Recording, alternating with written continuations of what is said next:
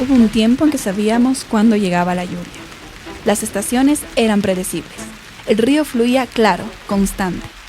Hoy, la tierra se agrieta donde antes brotaba la vida. Llueve con rabia o no llueve en absoluto. El cambio climático no es un problema del futuro. Es una historia que ya estamos viviendo. Y ahora tenemos que decidir cómo queremos contar el final. Bienvenidos y bienvenidas al primer episodio de Swatch, un podcast que busca generar conciencia ambiental frente al inminente, según muchos científicos, irreversible punto de no retorno del calentamiento global. Somos Ana y Patricio, y en este episodio hablaremos sobre cambio climático, sentido común y cuidado del agua. Para comenzar a contar esta historia, Joana Ochoa y Santiago Núñez, investigadores del proyecto, nos hablan sobre uno de los factores cruciales, el cambio climático. Vamos a contar esta historia iniciando por qué es el cambio climático. El cambio climático es una variación del clima que nos lleva a tener consecuencias que no las tenemos previstas o que no las tenemos calculadas. Consecuencias que estamos ya viviendo en el presente y que desconocemos por completo qué traerá en el futuro. Para mí el cambio climático es estar como humanidad sujetos a estas alteraciones sin tener mucha noción de cómo podemos lidiar con estos ante muchas veces la falta de información, involucramiento, políticas, etc. Para mí el cambio climático, para empezar a definirlo, tenemos que irnos al calentamiento global también.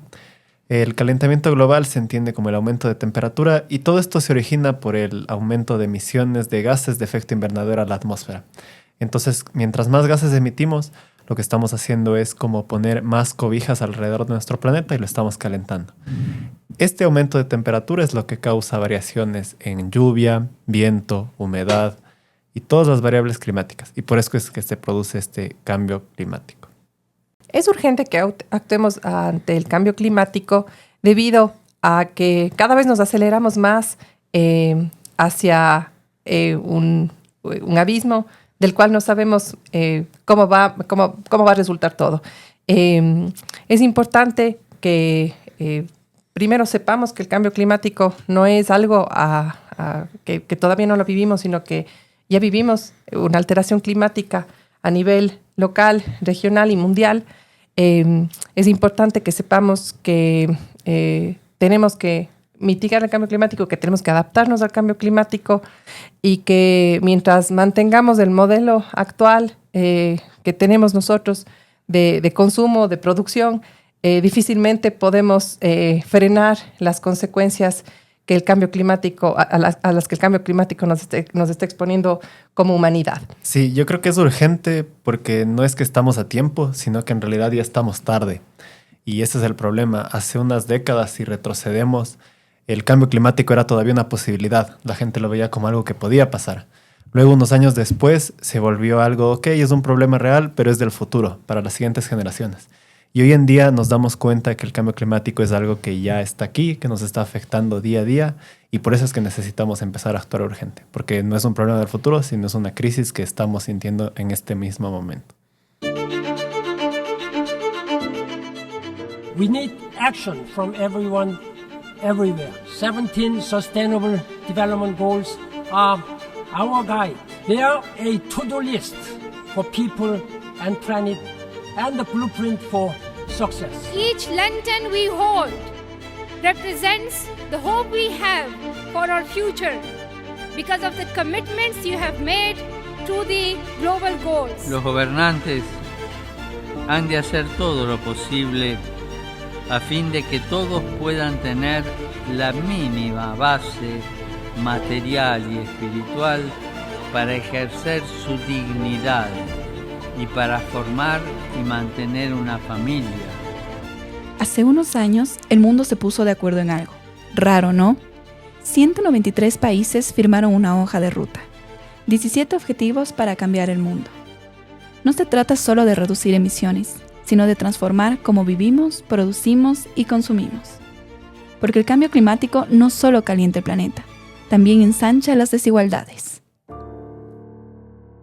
Los objetivos de desarrollo sostenible son como los objetivos globales para garantizar que se cumpla la Agenda 2030.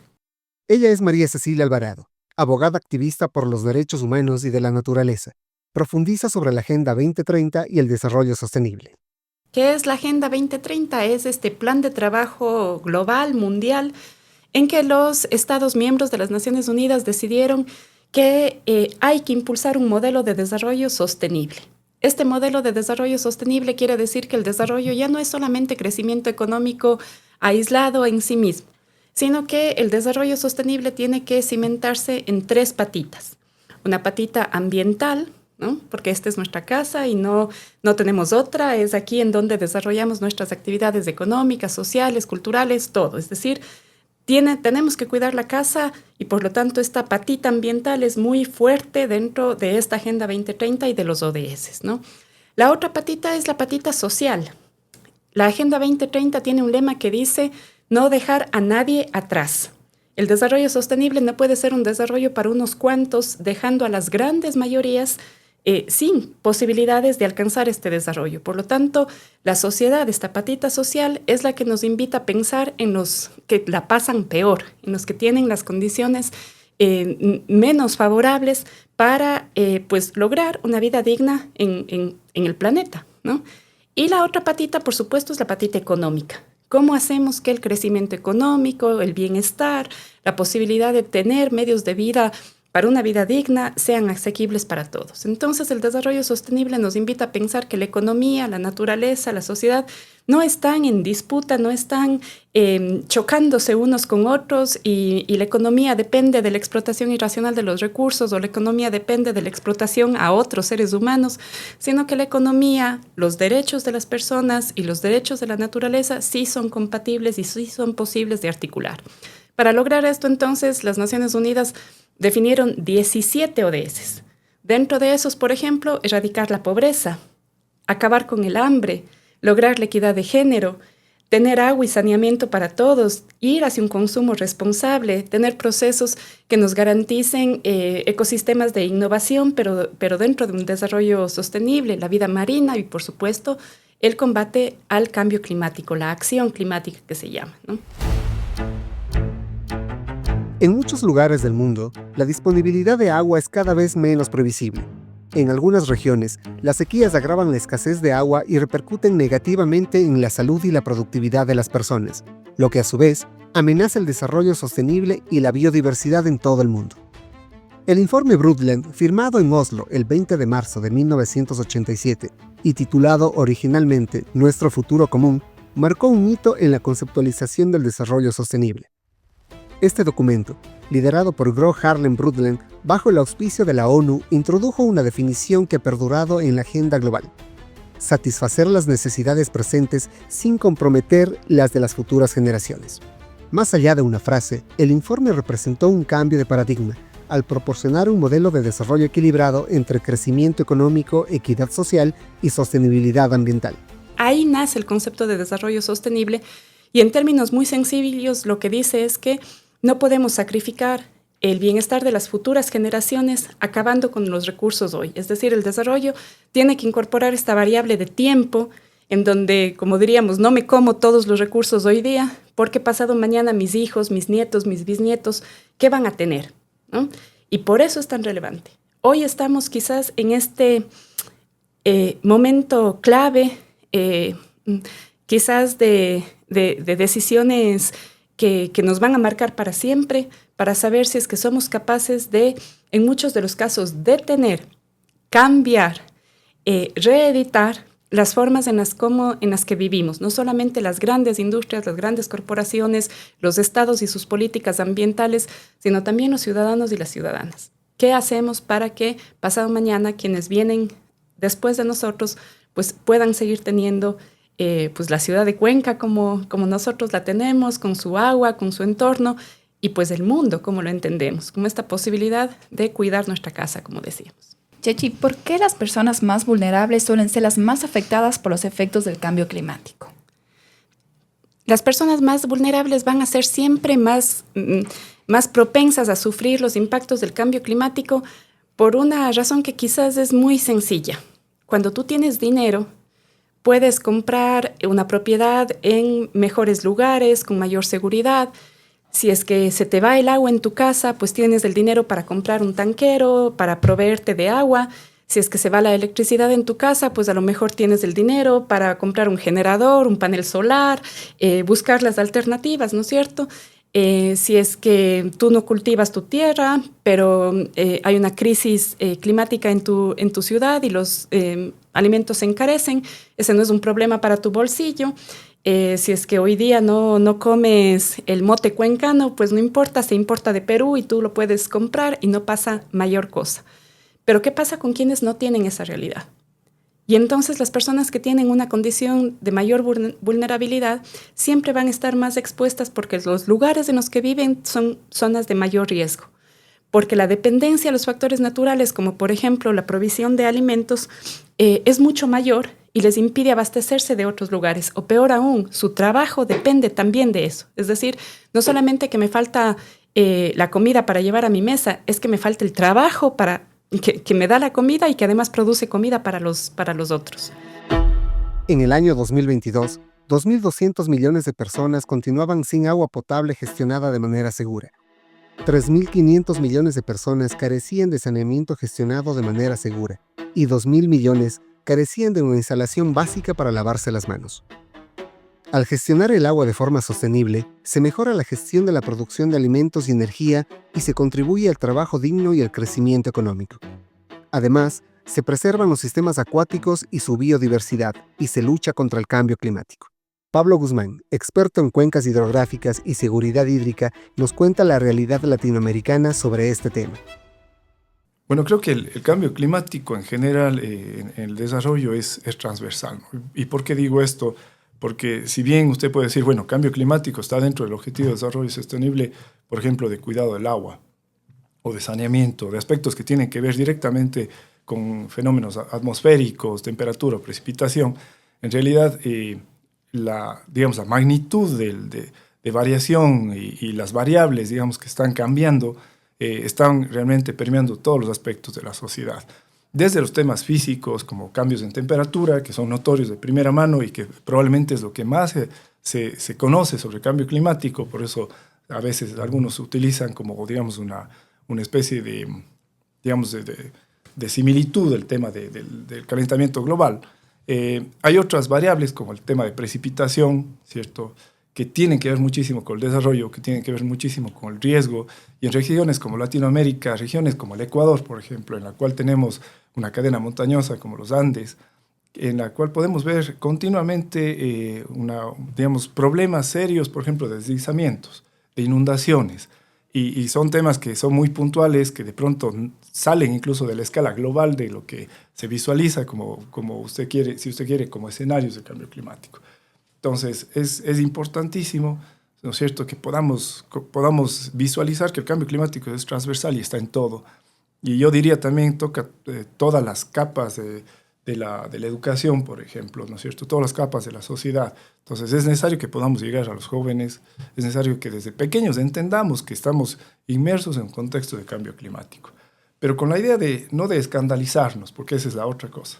Normalmente, los medios, una buena parte de los medios se han especializado en generar el escándalo y en hacer que el cambio climático no solo sea un escándalo, sino también sea el chivo expiatorio, ¿no es cierto? Es el que paga los platos rotos de todas las gestiones que se hacen mal.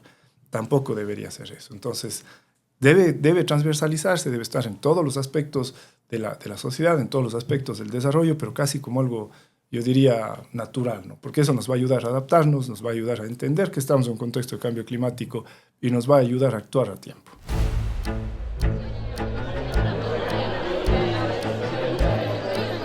No basta con entender el problema, hay que hacer algo. Y en medio de laboratorios, libros, debates y pasillos universitarios, nació Swatch, un puente entre la ciencia, la educación y la comunidad.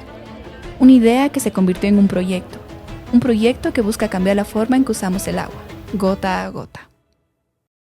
Frente a este escenario poco favorable para la especie humana, Swatch, proyecto de investigación conformado por la Universidad de la SUAY, la Universidad de Cuenca, la Universidad de Lovaina de Bélgica y Etapa EP, nace con la intención de, junto con las y los ciudadanos de Cuenca, no solo generar la necesidad de cambios en nuestro comportamiento ambiental, sino crear soluciones y dar herramientas para combatir y mitigar los efectos del calentamiento global. Elizabeth Ochoa, investigadora de la Universidad de la SUAY y con muchos años de experiencia en el trabajo ambiental, nos cuenta más sobre este proyecto. Bueno, yo creo que Swatch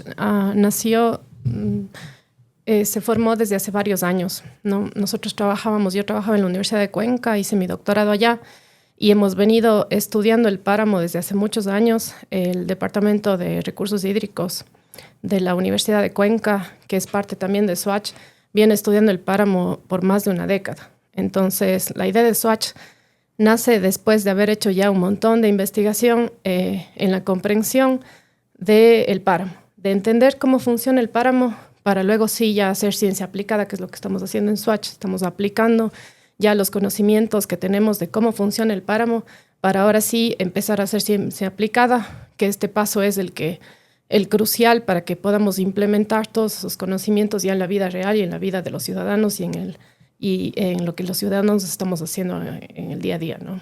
Con Swatch lo que buscamos es responder dos preguntas. Primero, ¿qué es lo que está haciendo el cambio climático en nuestro día a día? ¿Cuál va a ser esa disponibilidad de agua que vamos a tener en el futuro en nuestra ciudad de Cuenca? Y lo segundo que busca Swatch es dar soluciones. Si es que ya conocemos la problemática que vamos a tener en el futuro, entonces queremos dar soluciones. Uno, desde el punto de vista de cómo mejoramos la oferta de agua, es decir, cómo mejoramos las instalaciones que tenemos o el agua que le estamos dando a los ciudadanos, y por eso es que trabajamos con Etapa. Y la otra parte es cómo los ciudadanos reducimos nuestro consumo de agua para proteger este recurso vital. ¿Qué aprendizajes les ha dejado trabajar desde una lógica colaborativa entre academia, instituciones y la ciudadanía? Creo que los aprendizajes que hemos tenido en Swatch de trabajar tanto con la academia, con las instituciones, con la ciudadanía, es que cada uno de ellos aporta su grano de arena, ¿no? Entonces, desde la academia nosotros tenemos el conocimiento de los ecosistemas, de cómo funcionan. Estamos creando con Swatch conocimiento acerca de lo que va a pasar en el futuro con la disponibilidad de agua, pero las instituciones son las que tienen la experiencia en implementar esas ideas y esas soluciones. Y los ciudadanos, en cambio, tienen el manejo del agua día a día. Entonces, ellos son clave también para poner en práctica estas soluciones que desde Swatch queremos construir con ellos, que es la reducción del consumo del agua. Entonces creo que este proyecto tiene algo muy interesante y es que toma en cuenta todos esos puntos de vista y esas aristas y esos actores. ¿Y cómo cree que este proyecto, esta iniciativa, permite acompañar y no impone como que estos procesos comunitarios? Bueno, yo creo que es lo que la ciencia hace últimamente y creo que la adaptación al cambio climático se hace solo de esta forma, construyendo con la gente y construyendo con las comunidades, porque no somos los investigadores los que tenemos la razón de todo o somos dueños del conocimiento, sino que los investigadores deben nutrirse y deben construir con la gente un proyecto para que éste realmente pueda tener un cambio en la sociedad y en lo que estamos haciendo. Entonces, desde Swatch lo que intentamos es conocer esos hábitos de consumo que tenemos en la ciudad para poder cambiar algunos de ellos y ver cuáles las personas están dispuestas a hacer cambios y qué cambios. Entonces, los investigadores realmente estamos aprendiendo de las personas y creo que los proyectos de adaptación solo funcionan así, cuando aprenden de las personas, cuando se adaptan a la cultura de las personas para construir con ellos soluciones. Salimos a buscar datos, números, medidas. Pero lo que encontramos fue otra cosa. Historias, costumbres, dificultades y también esperanza. Descubrimos que el problema del agua no está solo en la infraestructura, sino en los hábitos, en la educación y en la cultura. Y que para transformar algo, primero hay que escucharlo. La eficiencia en el uso del agua ha aumentado en un 9%. Pero el estrés hídrico y la escasez de agua siguen siendo un motivo de preocupación en muchas partes del mundo. En 2020, 2.400 millones de personas vivían en países en los que se daba escasez de agua. A esos retos se suman los conflictos y el cambio climático. Verónica Rodas, ingeniera civil experta en hidrología, habla sobre nuestra realidad y los hallazgos del proyecto. Yo soy ingeniera civil y desde hace ya 13 años me he dedicado a lo que es el tema del agua. Entonces, generalmente lo que me movía es que en varios sectores, al tener infraestructura, tanto de agua, de alcantarillado, mucha gente consumía el agua sin saber por qué, sino simplemente con un consumo desmedido. Entonces ahí me gustó realmente ver por qué, entender qué hay detrás de ese consumo y, por ejemplo, entender el por qué y cómo. Y eso es uno de los motivos más grandes por lo que me llevó a hacer esta investigación. ¿Qué hallazgos técnicos les sorprendieron más al trabajar con las comunidades? Una de las cosas que más me sorprendió en tema de esto de los barrios es que los barrios con menores ingresos, el consumo es mucho más eficiente que incluso de otros barrios más acomodados.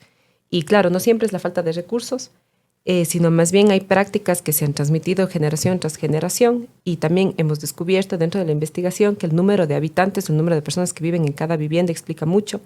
O hay otros factores tan importantes como es el riego, el uso de tanques o también incluso el lavado de autos. A veces no se ve eso en los estudios técnicos, pero realmente es una variable que influye bastante en el consumo doméstico de agua potable. ¿Cuáles fueron las principales barreras sociales o culturales que encontraron? Bueno, de lo que detectamos, una barrera importante ha sido la idea de que el agua es un recurso que siempre va a estar ahí. Sin embargo, eso hace que no siempre se vea la necesidad de cambiar hábitos. Y por tanto hemos encontrado que el uso de agua en la casa está bastante ligado a los roles incluso de género. En muchas viviendas las mujeres son quienes gestionan el agua día a día, pero en cambio no siempre han participado en decisiones sobre tarifas o tal vez las tecnologías y eso ha generado realmente una desconexión bastante importante. Para poder ver cómo se consolidan las estrategias en base a una tecnología o la sostenibilidad de lo humano, viene a ser en parte el trabajo que hemos hecho con la universidad conjuntamente con la comunidad, de irles enseñando de cómo realmente se refleja el consumo de agua en una tarifa o cómo se cuantifica el agua en solo abrir la ducha o cuánto se descarga en un inodoro. Entonces eso ha generado bastante conciencia, sobre todo en la gente adulta mayor, que realmente está un poco más involucrada. Y para mí sí es lógico porque ellos son los que pasan el día al día en su casa. Al ser ya gente jubilada, siente la necesidad de estar siempre con un consumo más consciente, ¿no? A diferencia de los jóvenes que ellos están en otras actividades, como las universidades, en sus colegios. Entonces, yo pienso que tal vez una estrategia para, dependiendo de la edad, sería, si es colegios, universidades, enseñarles ahí cómo es un consumo consciente. Yo creo que las estrategias van ligadas bastante a el dónde estás, el hábito que tienes y sobre todo irles enseñando día a día cómo se puede ahorrar el consumo, ya sea estando fuera o estando cerca de casa. A lo largo de este episodio recorrimos ideas, datos y emociones. Hablamos del cambio climático no como una teoría, sino como una realidad que ya toca nuestras puertas. Comprendimos que el agua no se pierde solo por fugas en las tuberías, sino también por las grietas en nuestra conciencia. Swatch nace desde esa urgencia, la de hacer algo ahora. Desde la educación, desde el ejemplo, desde los hábitos. No con recetas únicas, no con fórmulas mágicas, sino con preguntas que cada familia debe hacerse.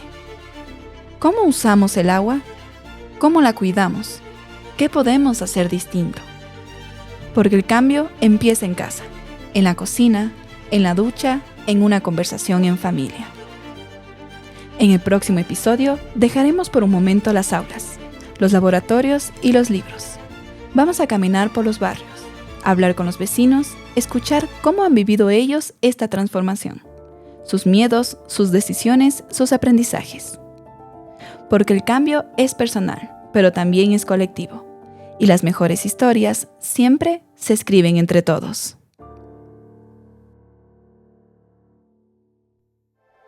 Este episodio de Acción Azul, Conserva lo que importa, fue producido por Swatch, un proyecto posible gracias al trabajo conjunto de la Universidad de la SUAY, Etapa EP, la Universidad de Lovaina de Bélgica y todas las personas comprometidas con el cuidado del agua en Cuenca. Guión y contenido, Ana Peña Serrano y Patricio Castillo Flores. Producción ejecutiva, Ana Elizabeth Ochoa y María Cecilia Alvarado. Edición y diseño sonoro, Patricio Castillo Flores. Locución, Ana Peña Serrano y Patricio Castillo Flores. Grabación, estudio de Radio UDA con el apoyo de la Universidad de la SUAY. Visita nuestra página web y redes sociales para más contenido y recursos. Todos los derechos reservados. Gracias por escucharnos.